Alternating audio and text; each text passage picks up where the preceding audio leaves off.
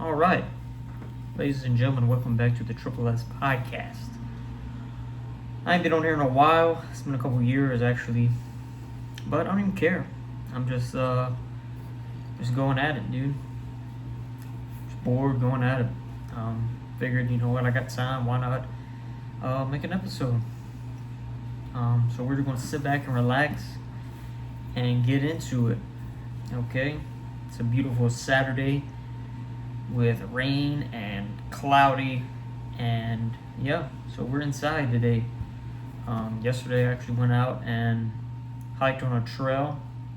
If you watch my other videos on this channel, I have like a hiking outdoor type episodes I do. And that was the first one I made all this year. It's been I took a couple months break, just focusing on other things in life, taking a break from social media, so to speak, for a little bit. Just focusing on other things, so it's cool. And I was playing around with this mic and stuff the other day, and I was like, you know what? I'm gonna do a podcast. I ain't done one in a while. I always enjoyed it. I mean, it just takes time and effort, but it's okay. Here we are. It's great to be alive on a Saturday, and I can crack open this ice cold Coors Light to enjoy while I do this podcast, and it might help me, to be honest.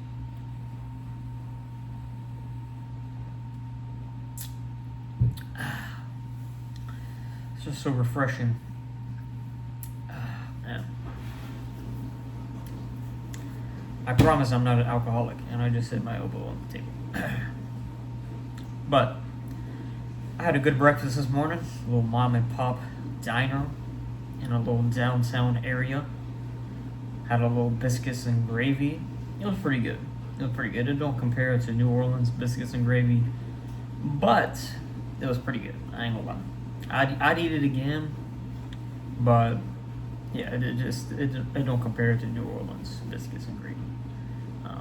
So, but I don't know. I mean, what's going on, man? Just a lot going on.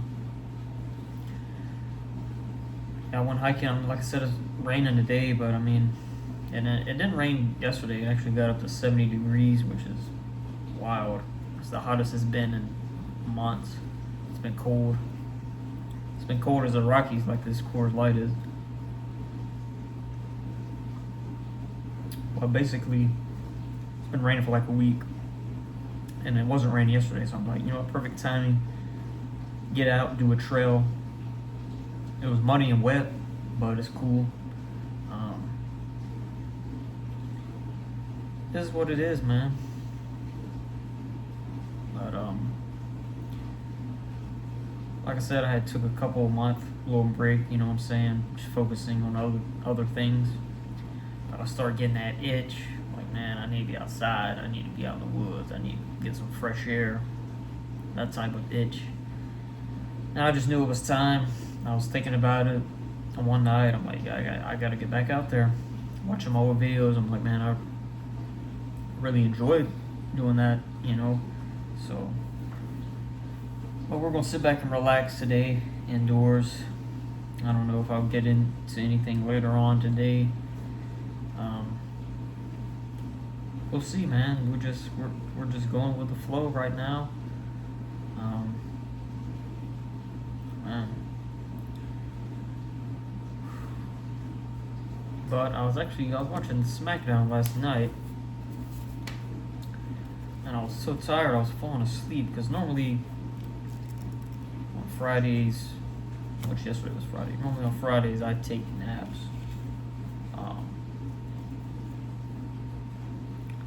And I didn't take a nap yesterday, so by the time, I guess I'm old, by the time 9 o'clock, 10 o'clock rolled around, dude, I'm literally about to pass out.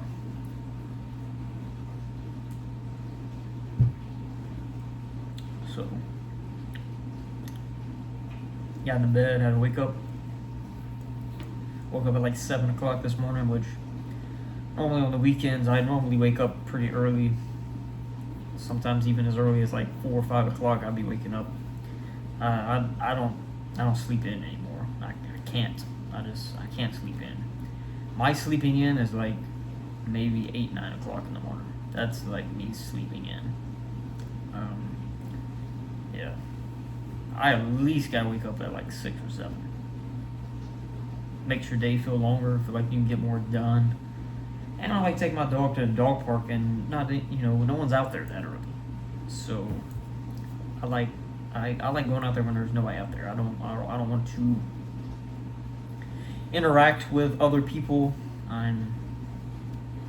In public. I'm not very sociable, you should say. I used to have social anxiety really bad. I still do to a certain extent. It's not as bad as it used to be. But if I don't have to interact with anybody, I'm not going to. I'm not going to. Like, it used to be so bad. Like, I couldn't go, for example, I couldn't go into like a Walmart. Just couldn't do it. Couldn't do it. At least not by myself. Now, if I had my wife with me, I'd be okay. But like, no, I couldn't go into like a store by myself. I would literally like freak out.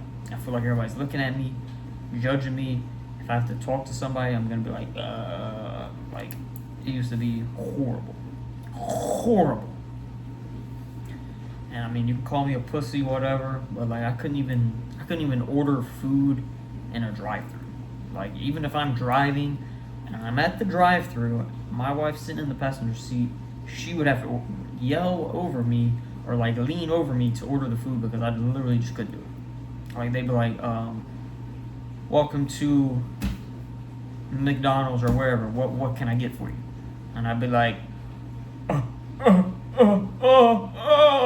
like I would freak the fuck out, okay? And I would like spaz up, and I just like I would damn near want to pull off, like, fuck you, skirt out of here. So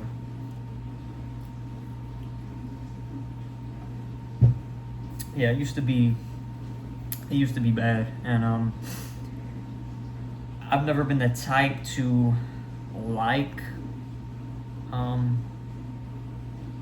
taking medicine, pills, whatever you want to call it.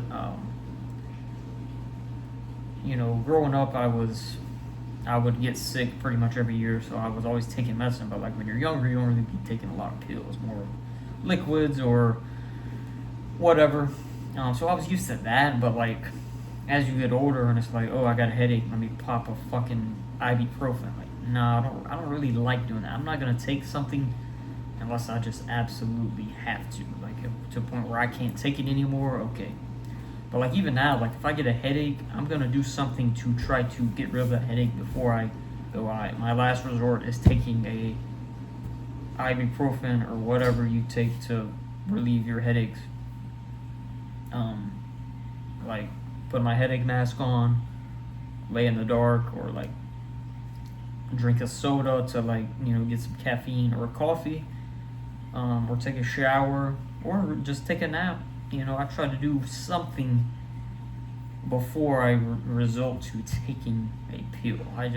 I've seen what pills do to people, and it just put a bad taste in my mouth to the point where I don't even, like I said, if it could be something simple like an ibuprofen or like a Tylenol.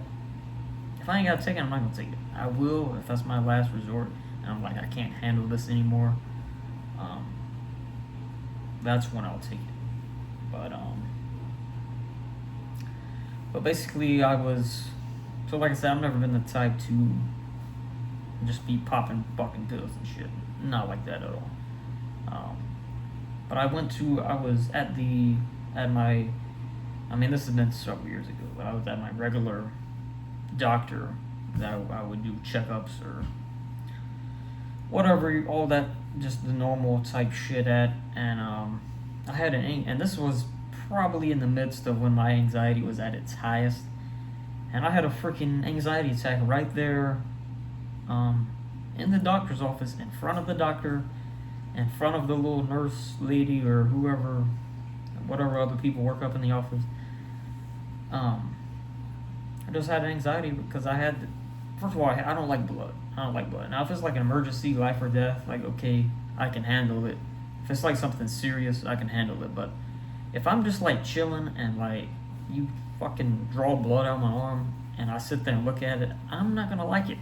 You know what I'm saying? That's the no. I just don't like that. Like I see blood and that type of no. No, because I've been in a situation. Oh, somebody got cut. I need to wrap it up. Okay, that's fine. That don't really bother me that much. If it's like kind of an emergency type, whatever. It really depends on the situation. I used to be a lot worse to where I couldn't handle it at all. I'm not like that anymore. I can handle it depending on the situation.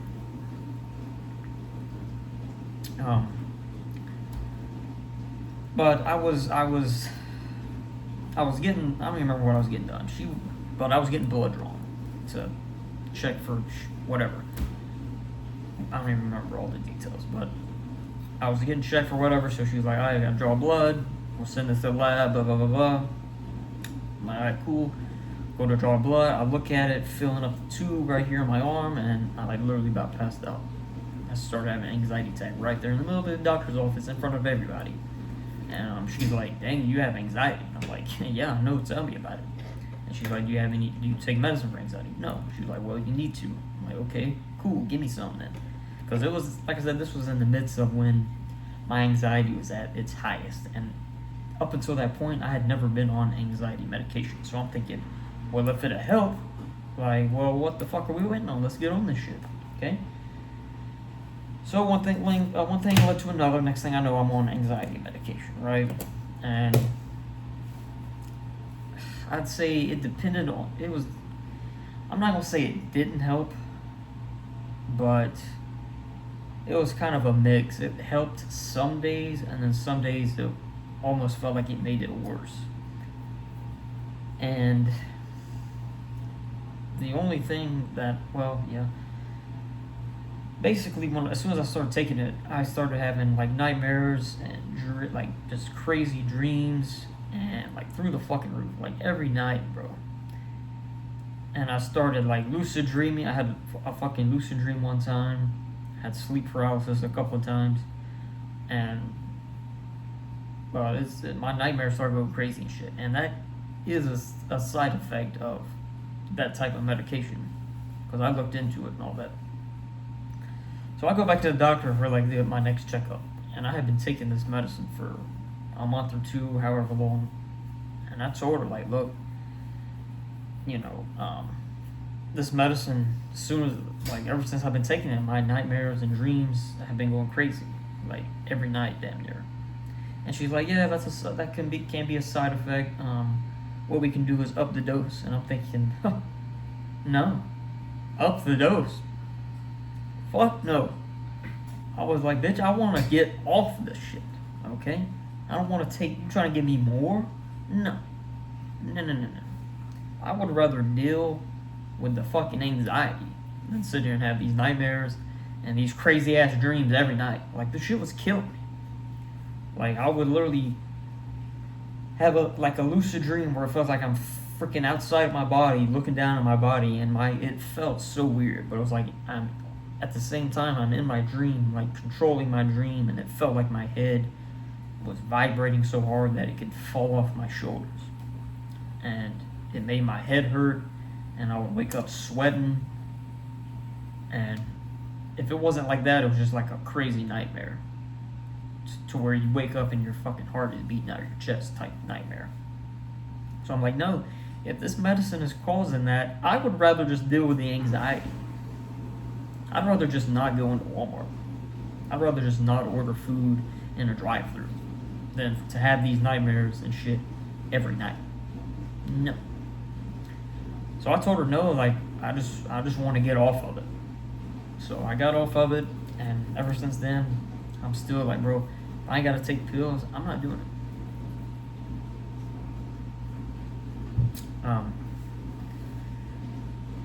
Yeah, and really, since then, like, I really haven't taken a lot of pills other than, I got a migraine, I need to take some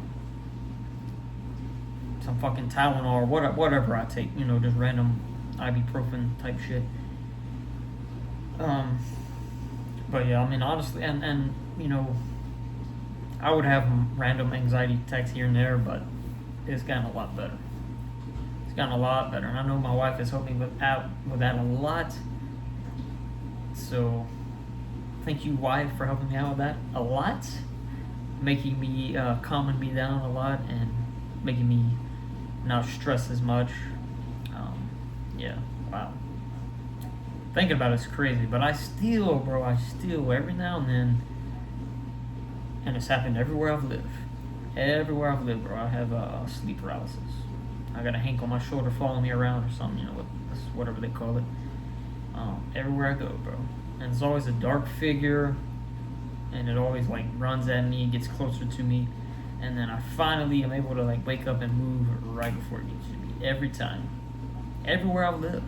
Be at the foot of my bed, in the corner of the bedroom, in the open doorway, wherever the hell it possibly can be.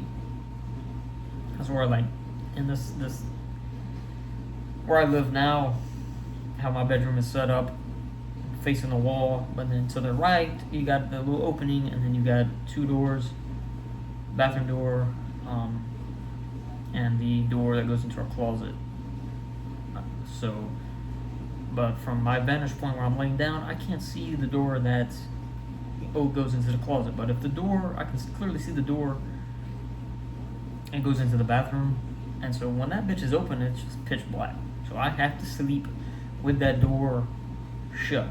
Like, I don't even care if it's daylight outside, motherfucker. If I'm laying down, taking a nap or going to sleep, that door has to be shut. It's like an OCD.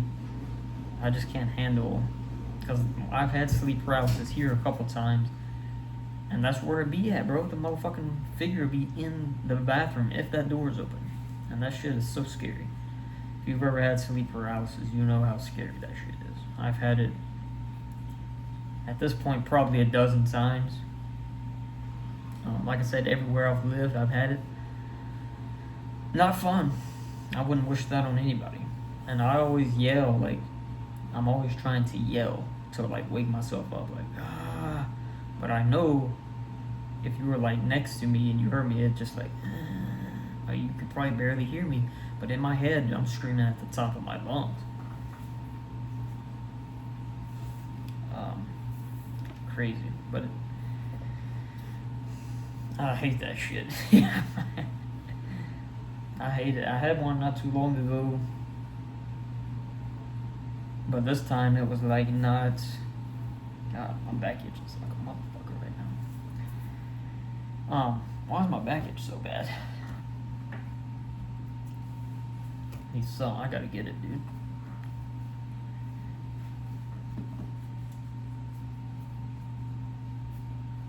But the last one I had was more of a mixture of like, it was kind of like sleep paralysis in a way, but it was probably more like just a nightmare, because God, sorry. But there's stairs in my bedroom. So like you go up the stairs, you're in the bedroom. Go downstairs, you're in the living room, main part of the house. But there's no doors, just open. It's kind of like a loft in a way. It's weird to explain, but so there's just open and then stairs, no door. And bro, I'm just laying there, sleep, and I have a dream that someone like breaks in our house, like this thing.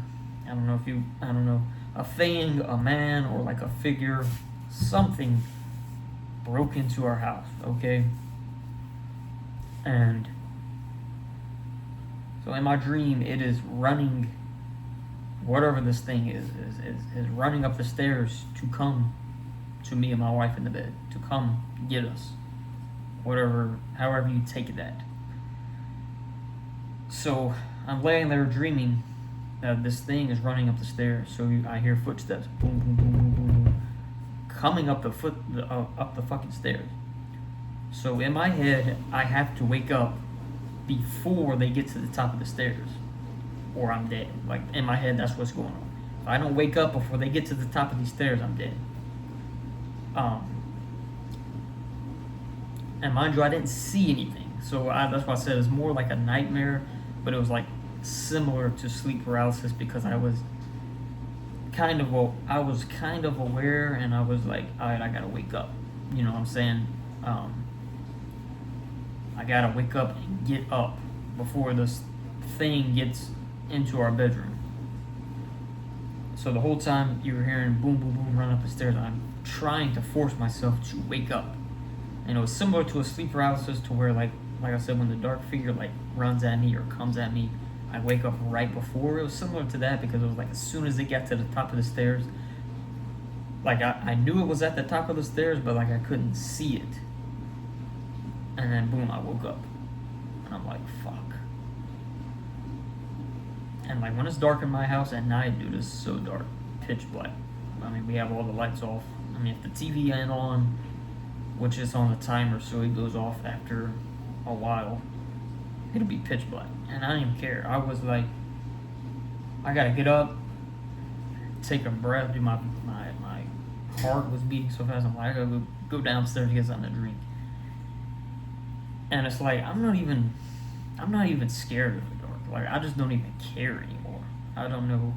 I guess I used to be when I was younger, but like, now I just don't even give a fuck. Like, if something's out there, like, fuck it. And I guess that's probably a lot of people's thing. Like, they're not necessarily scared of the dark. They're more or less scared of what's in the dark. You know what I'm saying? So, I don't know. I'm not that type of person. Like, I might shine my light on my phone or something so I can see and not fall down the fucking stairs. But if I come down, I'm just walking in the dark till I get to the fridge. Like, I'm not cutting on every light in the fucking house. No. I'm not that type. But man. Yeah, sleep paralysis, dude, that shit ain't no joke, bro. Crazy.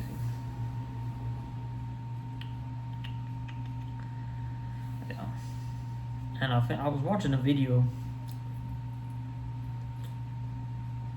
on TikTok, and it actually made sense. This guy was talking about how your brain don't really understand and know the difference between something that actually happened, like a memory per se, over something that your mind creates and like envisions. So like if I was to picture something in my mind, he was pretty much saying your brain don't know the difference between that and like a memory. So like that's why, like, have you ever woke up and you're like, damn, that dream felt so real? It's because your mind is creating it and it don't know the difference between what's real and what ain't real, because I don't know. But to me that kind of makes sense. I'm like, I never really thought about it like that, but like that's why you wake up and you're like, damn, I'm sad and it was just a dream, or like I'm mad but it was just a dream, because like your mind processed that and you had like and it caused a feeling. Same goes for like a memory. So your brain don't know the difference. You could remember a memory and get mad, or you can remember a memory and feel sad or happy, whatever you feel. Same goes for, you can envision something, or like when you have a dream, you could picture something in your head, like fucking whatever, and your brain ain't gonna know the difference. It's crazy.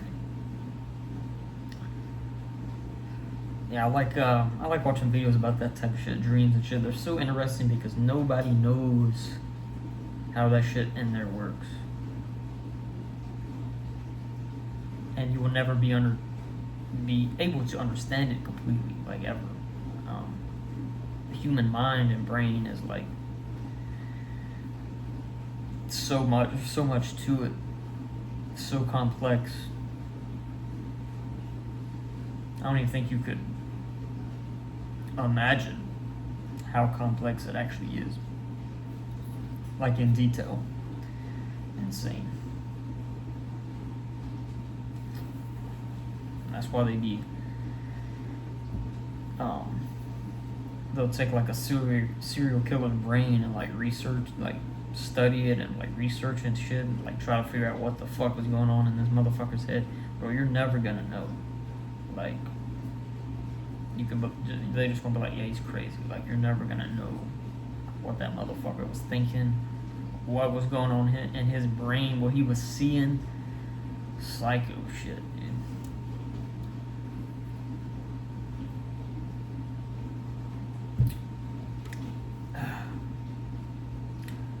But I was thinking about it the other day as well. God, I miss college football. I know the last time, or one of the last times I had a podcast, I was talking about college football a little bit, playoffs or whatever. But there's a lot of bullshit going on as well. Because some people want to expand the playoffs. Some people liked it at 4. Some people want to go back to how they did it in the BCS era, where it was all computer generated, and at the end of the seasons, number 1 and number 2 played for the national championship. Some people want to go back to just 4 teams in the playoffs. Some people want to say 12 is fine. Some people want to go to 16. Some people want to go to 24. I think 12 is perfect, but the biggest problem we have is how do you figure out who is getting in then? How do you figure out who's getting in? And the way I look at it is it starts with the conferences. A lot of people want to get rid of conferences.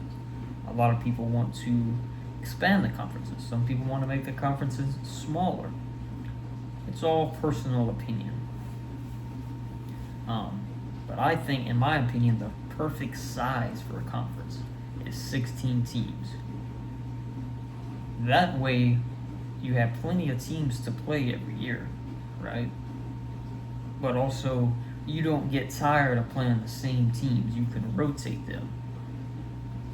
Because now, starting this year, every conference is playing 9 conference games. So if you have 16 teams in your conference, right? You got to include yourself.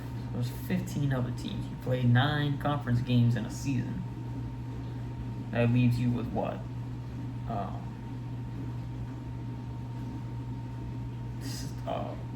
16.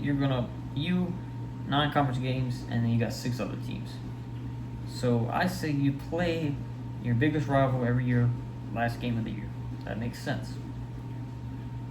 And then you take your biggest rivalries, for example, like your 3 biggest rivalries, and you play them every year. Every year.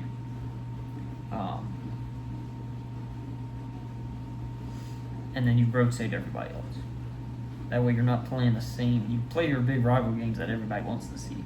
Like, everybody wants to see Alabama and LSU play every year. Everybody wants to see Alabama and Tennessee play every year, right? But you can rotate. For example, like Alabama, they don't play Kentucky every year. They don't play fucking Florida every year, or Mississippi State every year. That makes sense. Rotate that shit.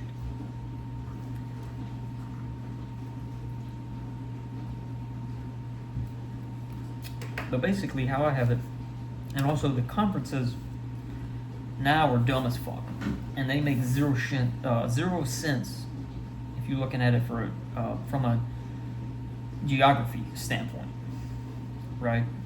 Because like in the Big Ten, it's always been like the Midwest teams, right? Ohio State, Michigan, those type of teams. Now they got fucking Oregon and Washington and USC. The fuck? Like, bro, that's way on the West Coast. Like, what are we doing? Makes zero sense. Half of these conferences make zero fucking sense. And I know it's all about money and they don't even care, but it's like, bro, it don't even make sense at this point. You might as well just, I don't know. You might as well, I think they need to change everything. I think they need to redo all the conferences. I just think they need to redo everything. The playoffs, for the most part, is okay. I would tweak it a little bit. There's a lot of things I would change. But I took the time to make all these conferences myself. Because I was bored and I was like, fuck it. I'm going to see what happens if I do it. And a lot of it is geography. what's the fucking word I'm looking for? Geographical, bro. I can't even say that shit. A lot of it is. I'm just gonna say geography. Okay, a lot of it has to do with geography. These conferences. Okay, so just listen to the names. Okay, we have 9 conferences. Listen to the names of these conferences and tell me who you think should be in these conferences based on the names of their conferences. Okay, Southwest/Desert. Okay, West Coast Pacific, Midwest/Great Lakes, Texas West/Plains, Texas East, Deep South, Southeast, Mid-Atlantic, Northeast. That's all 9 conferences, okay? And you literally put based on where the fucking school is located. It don't make sense for fucking USC to be in the same fucking conference as Penn State, okay? Total opposite sides of the country here. Pennsylvania and California. What the fuck are we doing? NCAA, you need to get your shit together. Alright? 9 conferences. Let me read you these rules I wrote down. This is how I would do it. 9 conferences. Each conference has 16 teams. Every FBS program has to be in a conference. You hear that, Notre Dame? Every FBS conference has to be in a conference. Even if you don't want to be. Fuck you, join a conference. Okay, if I was in charge of the NCAA, I would implement that rule because what the fuck? You literally are not in a conference. You get to choose your own schedule. Choose who you want to play. You don't have to play in a conference championship game. And you think you're just going to weasel your way into the fucking playoffs. Like this year, they literally have one specific rule just for Notre Dame because they're not in a conference. If Notre Dame finishes the end of the season ranked in the top 12, they automatically get a bid into the playoffs. What the fuck? Then everybody should just be independent and not be in a conference. Why do we have conferences then? Why do we have conferences if it don't fucking matter? Answer me that question. If conference championships and being in a conference means dog shit, why the fuck do we even have it? What's it for then? Makes 0 sense, okay? Each FBS program must be in a conference. If you don't like that, go to the FCS. Or wherever fucking else you can go. I don't even know. Drop down to the FCS, Notre Dame, and you'll win the championship probably every fucking year. Okay? Don't be a pussy. Join a conference like everybody else. Okay? Each team must play 9 conference games per year. Okay? 9.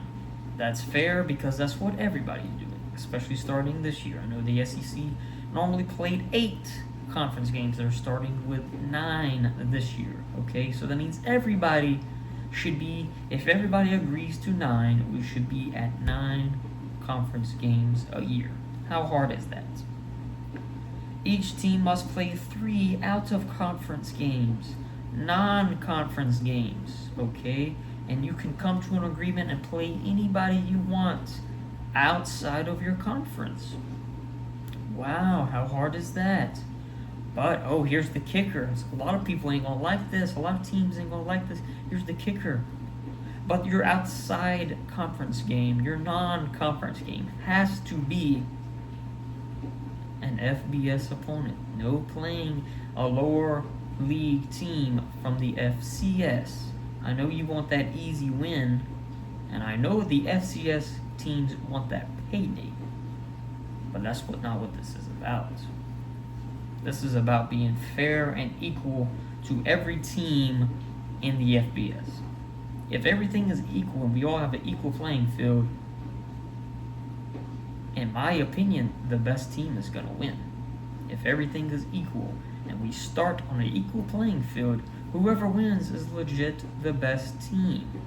Okay? Because there's been years you argue, how the fuck did this team get into the playoffs? And then how the fuck did this team not get into the playoffs? If you do it this way, there's going to be no doubt the best teams are not only in the playoffs because it's so evenly, everything's so even, there's no doubt about it, okay? Each team must play 3 out-of-conference games per year but cannot play FCS opponents. And each team gets 2 bye weeks per year. Last year, each team had 2 bye weeks, and I thought that worked out good. This year, they're going back to just 1 bye week. Why? What the fuck changed? I don't know. They said, well, we're going to add an extra bye week because if you get into the playoffs, you got to play a possible another 1, 2, 3, 4 games. Possible 1, 2, 3, 4, however fucking many games, okay? That makes sense. So why would we not allow each team to have 2 bye weeks instead of just 1? Because you play 12 games a year. Wow, 2 bye weeks makes sense. Especially given the fact that you have conference championship games and then a 12-team playoff. Wow, how hard is that?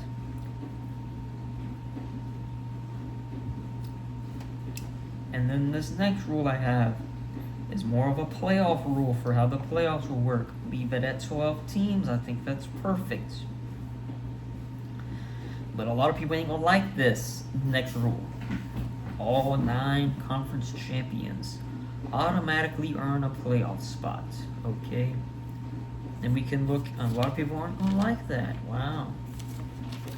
And let's look at example, where the fuck did it go? Example playoff rankings. Say, for example, the highest ranked conference champion is Ohio State. Okay, well, they will be seeded number 1.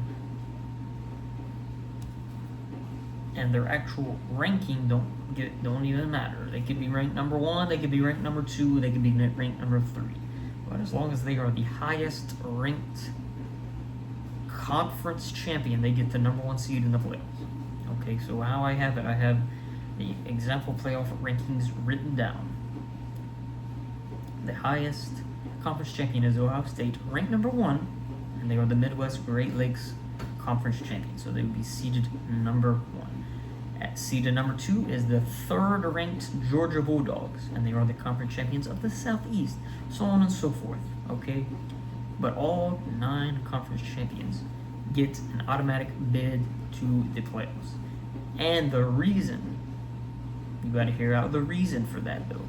The reason is because the conferences themselves are so evenly matched that the winner of that conference, you are going to know for a fact, is the best team to come out of that conference, right? I'm not going to read all these conferences, every team in the conference yet, but just listen to this, okay? In the same conference, this is just an example, we have Ohio State and Toledo, okay? So guess what? If Toledo and Ohio State are in the same conference, and Toledo wins that fucking conference, in my opinion, there's no fucking doubt.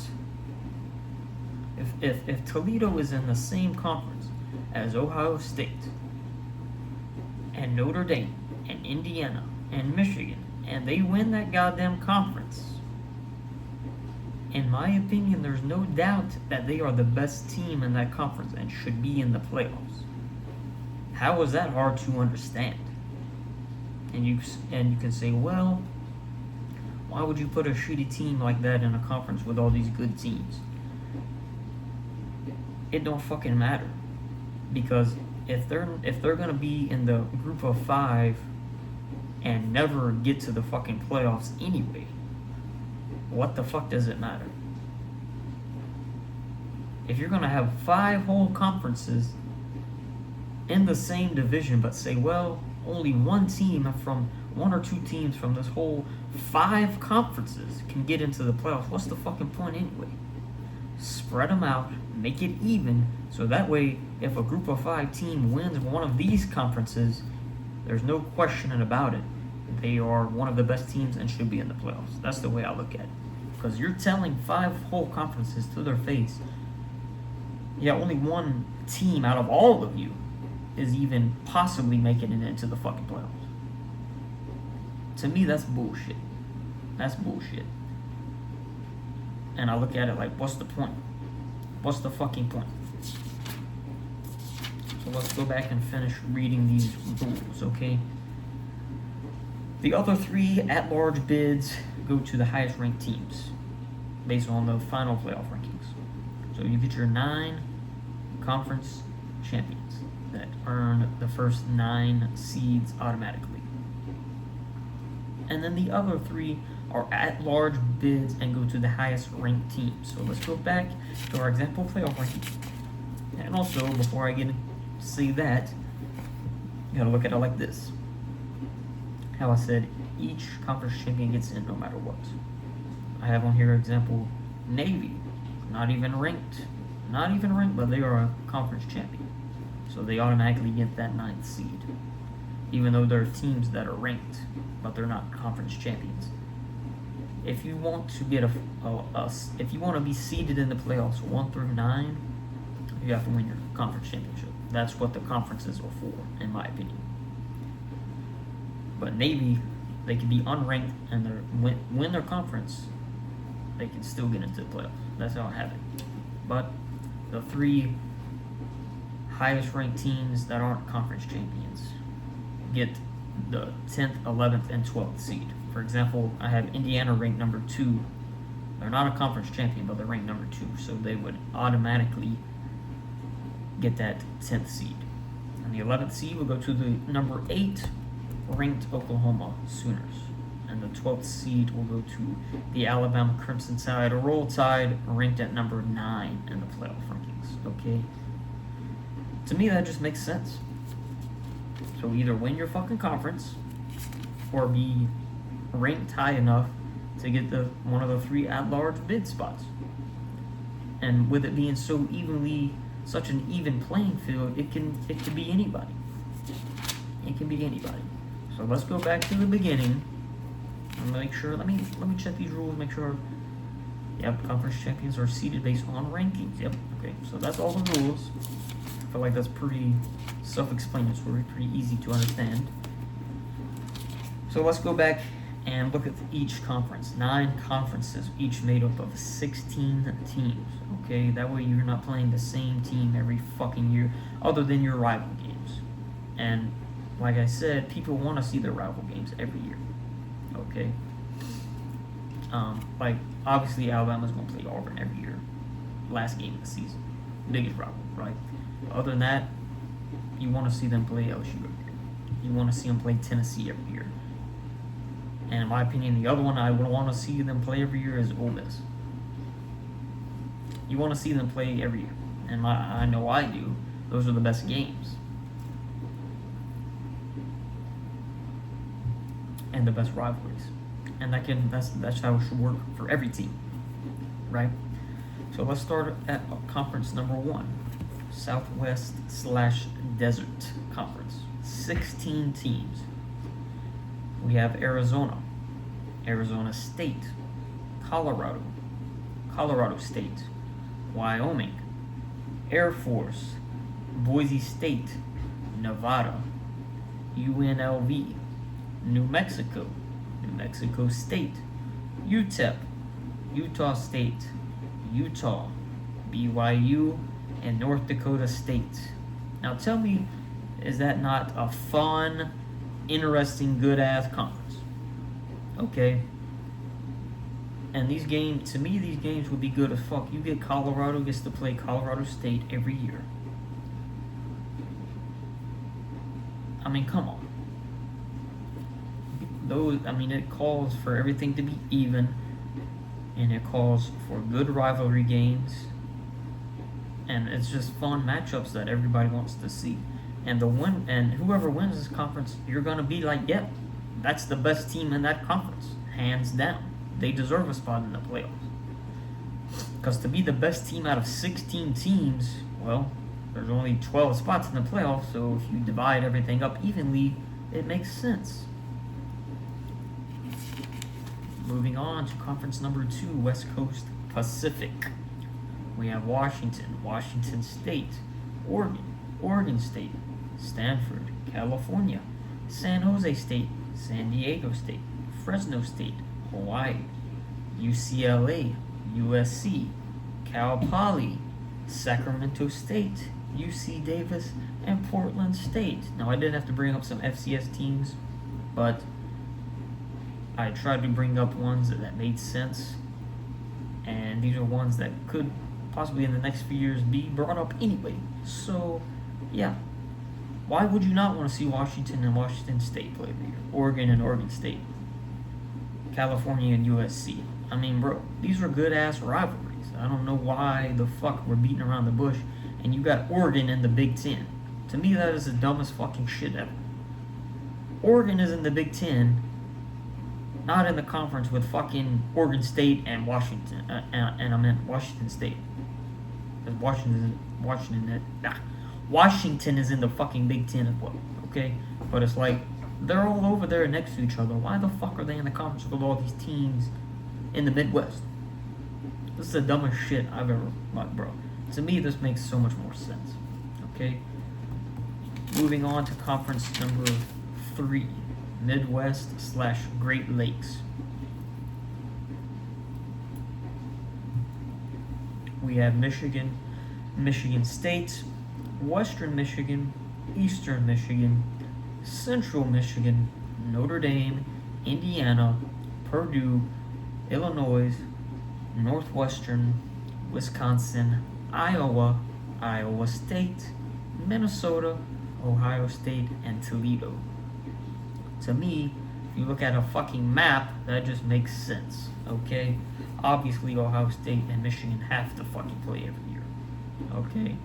But they can play other big rivalries every year, too. Such as Notre Dame and fucking Iowa, okay?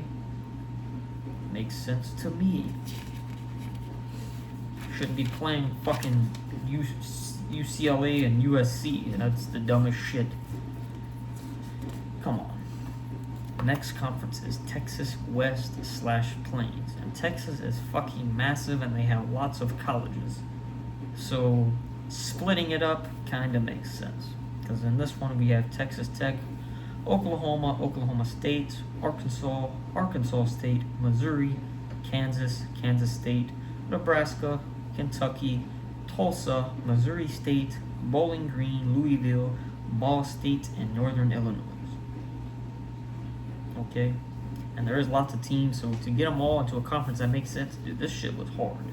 This shit was fucking hard. I ain't gonna lie. I swapped teams around like 20 fucking times trying to get it to make the most perfect sense, and I think I got it for the most part. Okay? Next conference we have Texas East. We have Texas, Texas A&M, Houston, SMU, Baylor, TCU, North Texas, UTSA, Rice, Texas State, Sam Houston, Louisiana, Louisiana Tech, Kennesaw State, Louisiana Monroe, and Tulane. Now, I can't be the only one that wants to see Texas and Texas A&M play every fucking year. Okay? And also, you get these other in-state rivalries. Texas and SMU, Texas and Baylor, Texas and TCU, Texas and North Texas. Like, come on, bro. The list, this conference is so even. You're like, well, you got two shitty teams and you're... Well, motherfucker, if one of these shitty teams wins this conference, you're gonna go, wow. They're fucking good this year. They're not only the best in this conference, they deserve to be in the playoffs. That's the way I look at it. Rather than, what's the point if they can win over here in one of these group of 5 conferences, right? And then you say, well, look at who you play. You're not good enough to be in the playoff. What's the point of letting them do that every fucking year? And it's like they're reaching for the sky every year, knowing, well, we're never even gonna make it to the fucking playoffs. But at least now you have you have a more, this gives you more of an opportunity and a chance to play in the fucking playoffs and be a better team. That's how I'm looking at it. Next conference, we have the Deep South Conference, and I like this conference. It's fun. It's pretty spread out. Okay, you got Alabama, Auburn, UAB, LSU, Southern Miss, Mississippi State, Ole Miss, Florida, Florida State, Miami, UCF, South Florida, Florida Atlantic, Jacksonville State, South Alabama, and Florida International. So you're telling me if South Alabama wins this goddamn conference, you're not gonna go, wow, they are the best in that conference. They need to be in the playoffs. So you wouldn't think that. Yes, you fucking would. Okay, so what's the difference between having them in this conference? Yeah, they may not win a lot. They may only win fucking 4 or 5 games, but goddammit, if they do win 10, 11 games, you're gonna go, damn, they ain't fucking around this year. They need to be in the playoffs. What's the point of allowing that to happen, or allowing them to sit in a fucking group of 5 conference and not do shit? At least this is given an opportunity. So you can't put a school in a shitty conference and say, well, you may have won 11 games, but you don't play nobody, so we can't reward you. That don't even make sense, bro. You put them in a conference that is evenly matched. The best team is going to come as the winner and the victor of that conference. So you know, no matter who wins that conference, whoever wins it is the best team in that conference.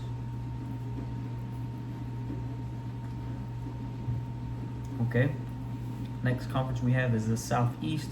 We have South Carolina, Clemson, Georgia Tech, Coastal Carolina, Georgia, Georgia State, Appalachian State, Tennessee, Vanderbilt, Middle Tennessee, Western Kentucky, Memphis, Troy, Georgia Southern, James Madison, and Furman.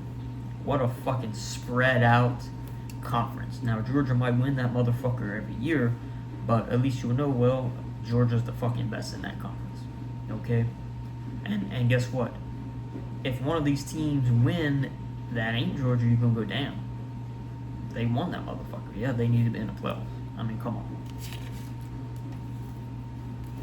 Next conference, we have Mid-Atlantic. We have Virginia, Virginia Tech, North Carolina, NC State, Duke, Wake Forest, East Carolina, Charlotte, Marshall, Ohio, Miami, Ohio, Kent State, Akron, Cincinnati, Old Dominion, and Delaware State. Okay, interesting conference there.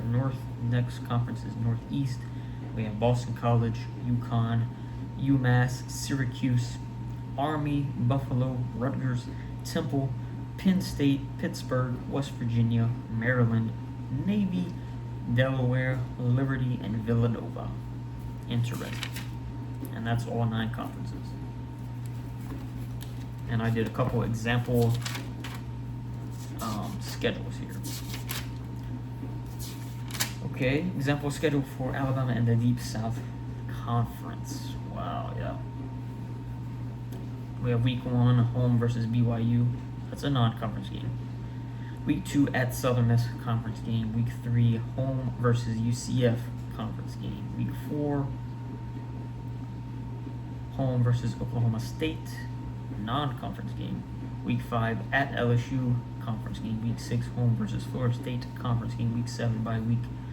Week 8 at Ole Miss, conference game. Week 9 bye week. Week 10, home versus Miami, conference game.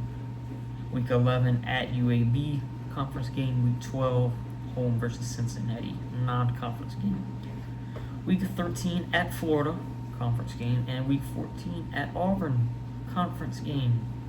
And I had them going 10-2 that year, losing an upset loss to UCF and losing to Florida State. Everybody else they won against. Okay, so I had them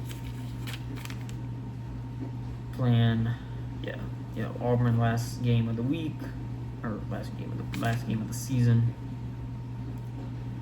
Some interesting games that they normally wouldn't play, like Miami, Cincinnati, Oklahoma State, BYU, and then a couple good rivalry games. Ole Miss, Florida. Oh yeah, LSU. Oh yeah.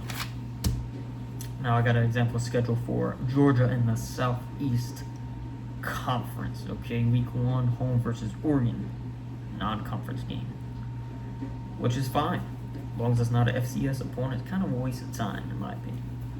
Like, motherfucker, I want to see a good game. Like, come on. Week 2, at South Carolina, conference game. Week 3, home versus Georgia State, conference game. Week 4, home versus Tennessee, conference game. Week 5, at Clemson, conference game. Week 6, home versus Notre Dame, non-conference game. Week 7, bye week. Week 8, at Appalachian State, conference game. Week 9, home versus Vanderbilt, conference game. Week 10, bye week. Week 11, at James Madison, conference game. Week 12, home versus Western Kentucky, conference game. Week 13, home versus Texas Tech, non-conference game. And week 14, at Georgia Tech, conference game. Very interesting season there, and I had them going 11-1. Their only loss to Notre Dame, okay, in a non-conference matchup. Wow. And did you know the last time Georgia played Oklahoma, they fucking dog-walked Oregon? That is crazy. Anyway, I think, bro, that, imagine that. You got a good rivalry games against Tennessee. You got your Georgia Tech game at the end, which is fucking mandatory.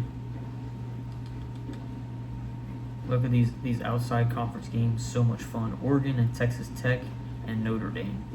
Like, come on, how fucking great would that be? And then they got some in-state rival game against Georgia State. That's fun. And some good conference matchups. Tennessee, Vanderbilt, and Clemson. I mean, come on. Hell yeah. And then I did an example schedule for Ohio State in the Midwest/Great Lakes Conference.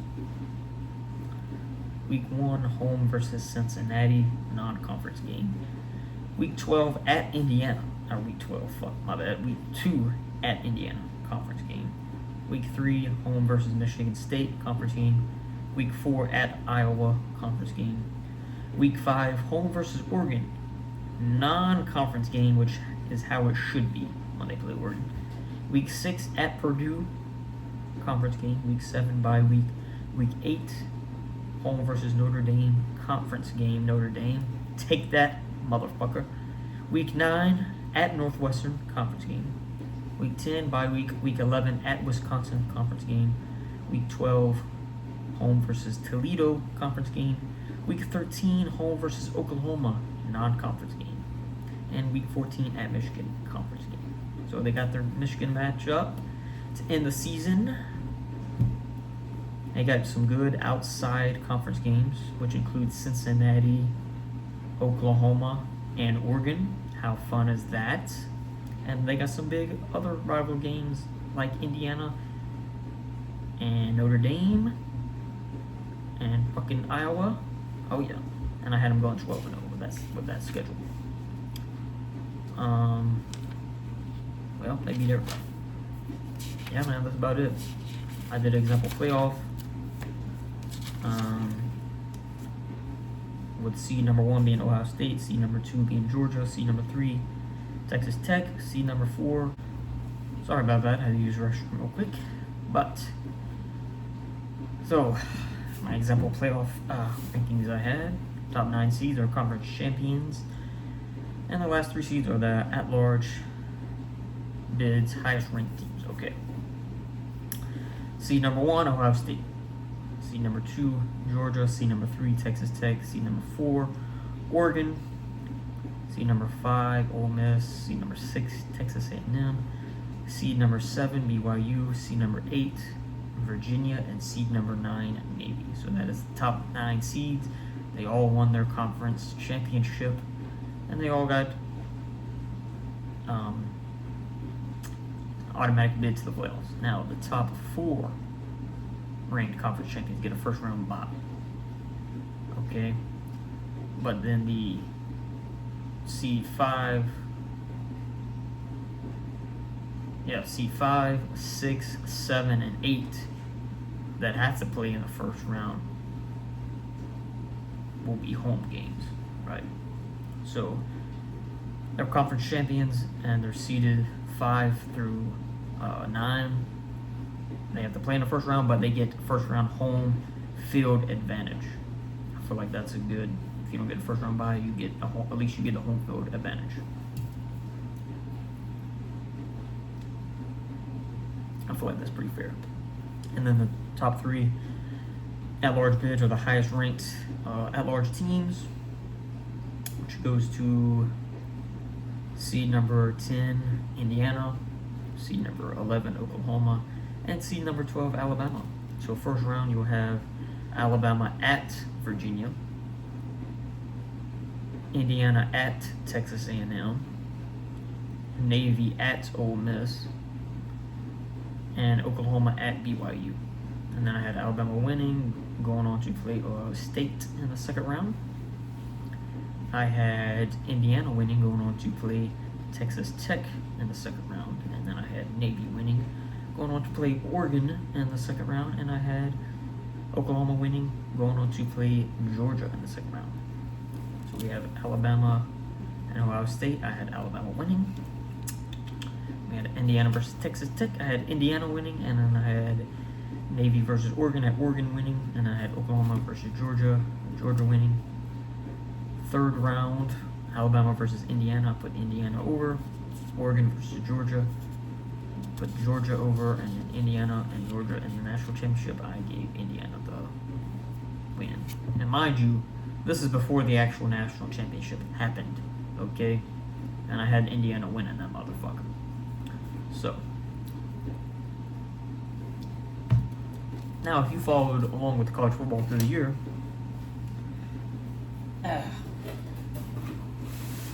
each week, well, I'll start with the beginning, okay? So week 0, based on the initial rankings before the season even started, all the way to week 14, so after the final rankings come out before the playoffs actually started. Each week I would do my playoff prediction, who I think is going to be in the playoffs based on this week and this week's rankings.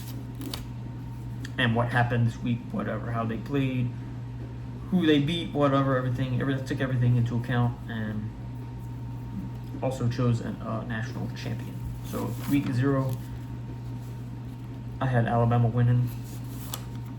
Week 1, I had LSU winning.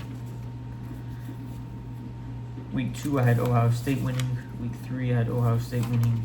Week 4, I had Miami winning. Week 5, I had Ohio State winning. Week 6, I had Miami winning. Week 7, I had Miami winning. Week 8, I had Alabama winning. Week 9, I had Alabama winning. Week 10, I had Alabama winning. Week 11, I had Ohio State winning. Week 12, I had Texas A&M winning. Week 13, I had Texas A&M winning. And week 14, I had Indiana winning, okay? And that was before the actual playoffs came out. I had Indiana winning. So, yeah. Some might say I predicted it a little bit. I'm gonna go with I predicted it a little bit, okay? But if you don't like college football, you probably turn this off because you don't like to hear me rambling about college football. But if you like college football, then this may have been a good episode for you. But I'm about to get off here, enjoy the rest of my day. I don't know what the hell I'm gonna do, but we'll figure it out. And maybe you'll see me back here for another episode.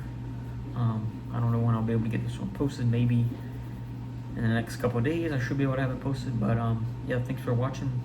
And you just sat here and talked to me and ramble about a bunch of bullshit. So enjoy the rest of your day and have a good weekend. I love you, and I will see you next time on the Triple S Podcast.